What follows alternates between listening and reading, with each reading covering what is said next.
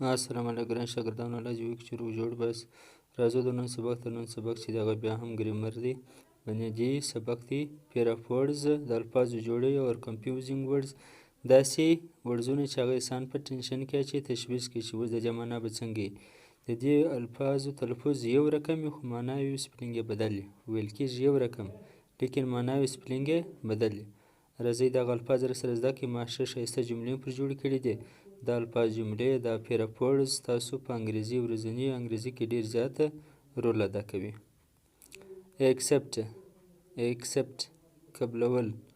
The principal accepted my demand. principal زما مطالبه ومنل، غوښتنه ومنل. accept دا بل هم accept دی خو سپیلینګ معنا یې بدله ده. ما شوه د دې بغیر. everyone was present except Ali. everyone was present except Ali. د علي بغیر ټول حاضر ول. د علي سما شوه ټول حاضر ول.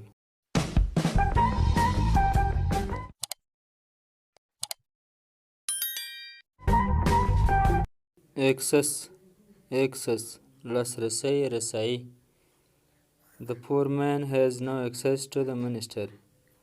The poor man has no access to the minister. غریب سړی وزیر ته لاسرسی نه لري یا حکومت ته لاسرسی نه لري. The poor man has no access to the government. excess دا بل هم excess دی خو معنا یې بدله ده. excess ډیری، زیاتوالی. excess of everything is bad. excess of everything is bad. امر چې ډیری سي مرداري سي، ډیروالی چې دی هغه ښه نه وي. ویډیو که در پایله سره وګورئ ډېر څه به زده کړئ. advice نصیحت. He did not act upon my advice. He did not act upon my advice. هغه زما په نصیحت عمل نه وکړي. هغه زما په نصیحت باندې عمل نه وکړي. advice دا مغه رقمل کېږي لږ د دې څه بدل. advice هغه اول advice ولو دا بل دوم advice دی. نصیحت کول دا بیا ورب دی، هغه چې ول ناون ولو. I advise you to work hard. I advise you to work hard. زه تا ته دا نصیحت کوم چې محنت وکړه، خواري وکړه. angel فرشته، ملائکه. The angels are innocent creatures.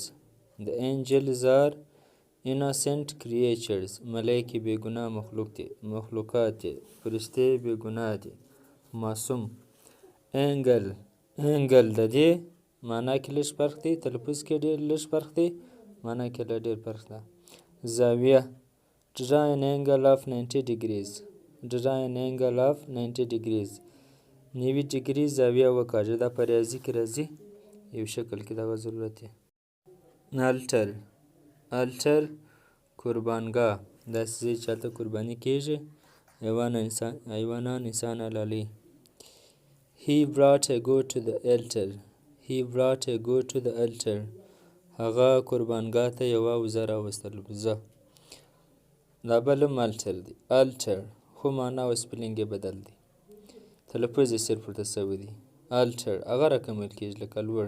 ترمیم کول، اصلاح کول، بدلون کې راوستل. The president altered in the constitution. The president altered in the constitution. ولسمشر آیین کې ترمیم وکړ. ولسمشر په آیین کې اساسي قانون کې بدلون راوستی، ترمیم وکړ. adopt اختیارول. I have adopted the profession of teaching. I have adopted the profession of teaching. ما د استازي کسب اختیار کړی دی، کسب پیشه. adopt دا بل هم دغه رقم ویل کېږي خو سپیلینګ او معنا یې بدله ده. مطابق کول، برابرول، ځان سره سمول. adapt we must adapt ourselves to the changing status. We must adapt ourselves to the changing status. موږ باید خپل ځانونه د بدلیدونکي حالت سره مطابق کړو. معنا چې د دنیا بدلیږي، اوړي جدید دور را روان دی، موږ د دې سره باید ځانونه بدل کړو، سره مطابق یې کړو. ourselves دا ourselves نه ویل کېږي، ourselves. نو دا زموږ د نن سبق. مننه. تاسو هم داسې جمله ولیکئ او ویډیو سره لایک. الله حافظ.